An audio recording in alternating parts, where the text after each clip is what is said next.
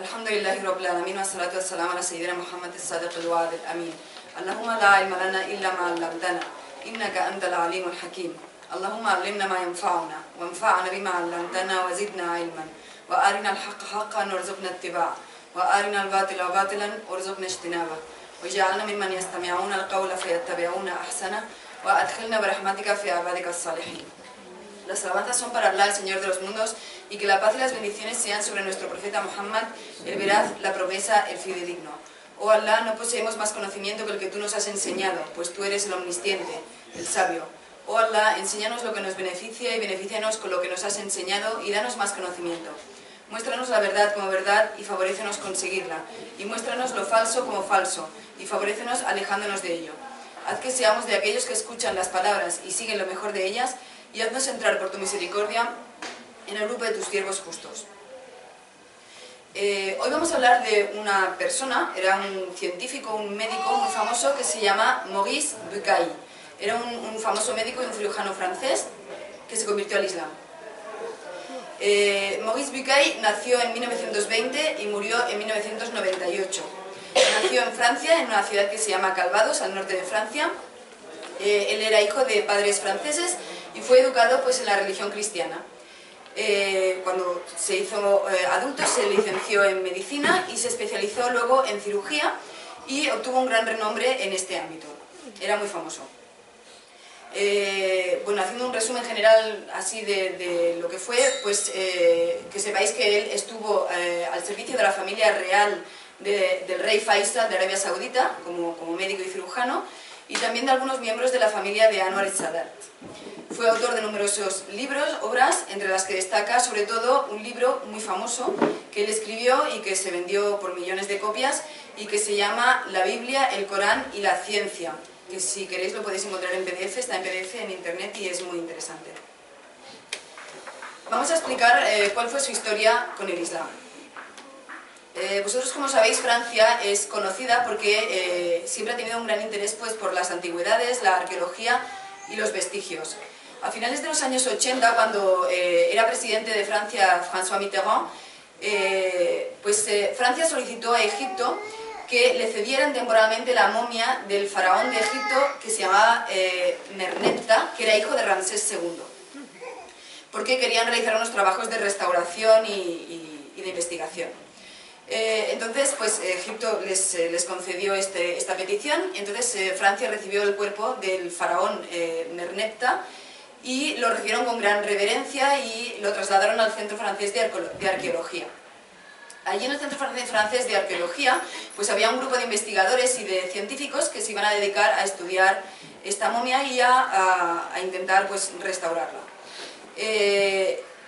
Estaban allí reunidos pues, los mejores expertos en este campo y el director, dijésemos, de este grupo era Maurice Bucaille.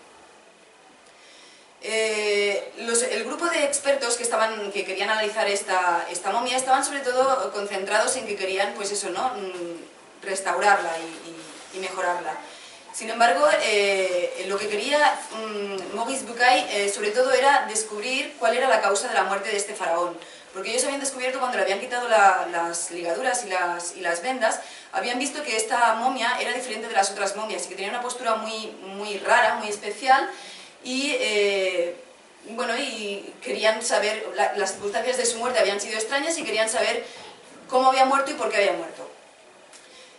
Cuando quitaron las vendas, vieron que esta momia, o el faraón tenía la mano izquierda pues, como proyectada hacia adelante, levantada, y entonces pues, quisieron saber cuál era la historia, ¿no? Entonces pues, el grupo de investigadores, con el profesor Bucaille a la cabeza, pues, estuvieron haciendo una serie de investigaciones que duraron bastante tiempo. Y pues al final el profesor Bucaille demostró que había encontrado sal en la garganta de este faraón y que todo el cuerpo estaba lleno de sal también. Luego, haciendo unas radiografías a la momia, pues se encontraron que los huesos de la momia estaban rotos, estaban fracturados por varias partes y no había ningún signo pues, de desgarramiento en la piel. Quiere decir que él llegó a la conclusión de que este hombre pues, se había muerto ahogado y que los huesos se habían roto pues, por la fuerza que había causado la presión del agua al golpearlo. Entonces pues él ya estaba dispuesto a redactar, dijéramos, el informe que iba a decir que este hombre, este faraón, había muerto ahogado, cuando, bueno, él pensaba que era un gran descubrimiento, ¿no? Cuando uno de los compañeros que estaba trabajando con él, pues le susurró al oído y le dijo, no te precipites porque esta conclusión los musulmanes la saben desde hace mucho tiempo porque está escrito en el Corán cómo murió y también está escrito que su cuerpo se conservó. Entonces, Maurice Bucaille se quedó consternado con esta noticia, se quedó muy sorprendido y bueno, empezó a reflexionar, ¿no? Se mantuvo toda la noche allí delante, dijéramos, del cuerpo del faraón, reflexionando de cómo podía ser que en el libro sagrado del Corán estuviese puesta esa historia cuando solamente se habían descubierto la momia en 1898 y él sabía que el Corán se había escrito hacía 14 siglos. Entonces empezó a reflexionar y empezó a ver que era muy extraño que esa historia estuviese ya plasmada en el Corán hace tantísimos siglos cuando la ciencia pues la había descubierto todo esto pues hacía muy poco, ¿no? Entonces pidió, esa misma noche pidió que le trajeran una copia de la Torá, del Antiguo Testamento, y quería saber cómo trataba el Antiguo Testamento pues esta historia en la Biblia. Entonces empezó a buscar y analizando, pues leyendo el capítulo del Éxodo, pues vio que la Biblia lo que decía era pues que el ejército de Faraón había perseguido al profeta Moisés y que se habían ahogado todos, no había quedado ninguno, y no dice nada de que el cuerpo del faraón se conservase, o sea, dice que todos fueron aniquilados y todos resultaron muertos, y no dice absolutamente nada de que el cuerpo del faraón se mantuviese conservado. Bueno, pues él se quedó como muy consternado con todo esto y no paraba de darle vueltas a la cabeza. En aquella época se organizó un congreso médico de anatomía en Arabia Saudita, y entonces él, al saberlo, pues quiso asistir a aquel congreso, se fue a Arabia Saudita y quiso asistir a aquel congreso porque quería entrar en contacto con los musulmanes directamente para preguntarles qué era lo que sabían ellos exactamente de la muerte del faraón y de la conservación de su cuerpo. Entonces estuvo allí reunido con los expertos en anatomía y les comentó pues lo que le había pasado, ¿no? Y que él había hecho aquel descubrimiento y luego le dijeron pues que en el Corán ya estaba esto escrito hacía mucho tiempo. Entonces un médico, de estos médicos que estaban reunidos allí, que eran musulmanes, abrió el Corán y le mostró la siguiente aleya. Es la Sura de Yunus, el versículo 92, que dice: hoy rescatamos tu cuerpo para que seas un signo para los que vienen detrás de ti, pero mucha gente son indiferentes a nuestros signos. Entonces ahí Maurice Bucaille vio claramente que está explicada, dijéramos, el resultado de la investigación, que a él le había costado tantísimos años llegar a este resultado, estaba explicada en una leya en el Corán, y tal fue el impacto que la leya tuvo en su alma, ¿no? Y en su corazón, que Maurice Bucaille se convirtió al Islam en aquel momento, en aquella conferencia, en aquel congreso, y pues hizo público, delante de todo el público de médicos musulmanes, que él aceptaba el Islam y que él creía que el Corán era la palabra de Dios. A partir de ese momento pues se convirtió al Islam. ¿Cuáles son las aportaciones que hizo Maurice Bucaille? Sobre todo, después de convertirse al Islam, lo que hizo Maurice Bucaille era que se dedicó durante 10 años a hacer un estudio exhaustivo del Corán, y porque al principio, cuando leyó el Corán, le pareció muy sorprendente el hecho de que había muchas alusiones y muchas referencias científicas en el Corán, y se explicaban muchos fenómenos naturales. Entonces él lo que hizo fue, bueno, él percibió todo esto a base de traducciones del Corán, y entonces él lo que hizo fue empezar a estudiar el árabe, porque él lo que quería era estudiar el Corán profundamente en lengua árabe para saber qué era lo que le decía directamente el texto divino. Entonces estuvo estudiando árabe y se puso de inmediato a estudiar exhaustivamente el Corán y a coger todas las referencias científicas que había en el Corán y a compararlas rigurosamente pues con lo que decía la ciencia moderna.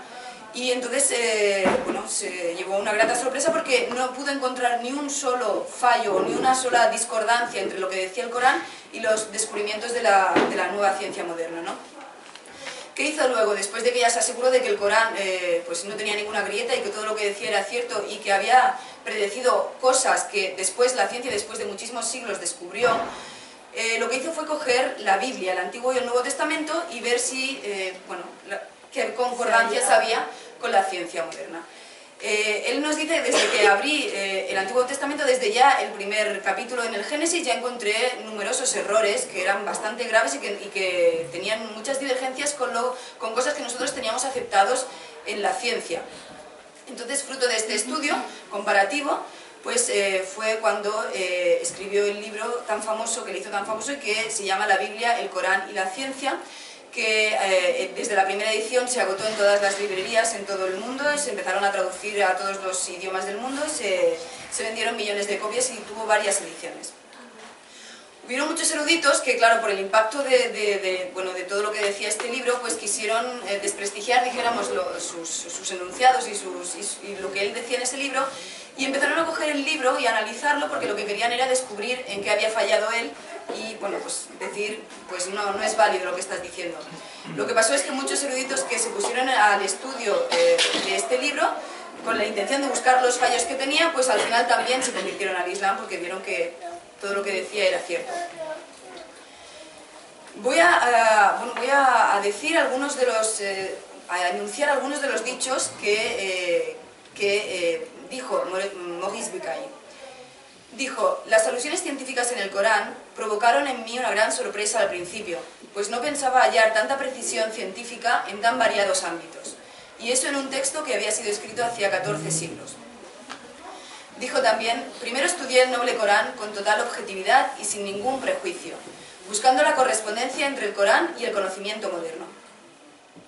Luego estudié con el mismo método el Antiguo y el Nuevo Testamento, y ya desde el primer capítulo, el Génesis, hallé numerosos errores científicos. Si el Corán hubiese sido escrito por una persona, ¿cómo es posible que contuviera realidades científicas que solo se han descubierto en el siglo pasado? Bueno, al final, en el año 1988, la Academia Francesa le concedió un premio, le concedió la medalla por su investigación en otro libro que se llamaba Las momias del faraón. Murió 10 años después, en el año 1998, y bueno, pues habiendo dejado pues estos grandes estudios, sobre todo este libro tan conocido y tan importante que os he dicho, la Biblia, el Corán y la Ciencia, y pues habiéndose convertido al Islam, habiendo vivido una vida como musulmán, y es un modelo de persona que buscó la verdad y que cuando la encontró pues no se avergonzó para nada en decirlo delante del mundo entero, que yo he aceptado el Islam y que yo considero que el Corán es la palabra de Dios. Así que pedimos a Allah subhanahu wa ta'ala que nos haga ser a nosotros también personas íntegras y honestas, que seamos coherentes con nuestras creencias. Amén ya rabbal alamin.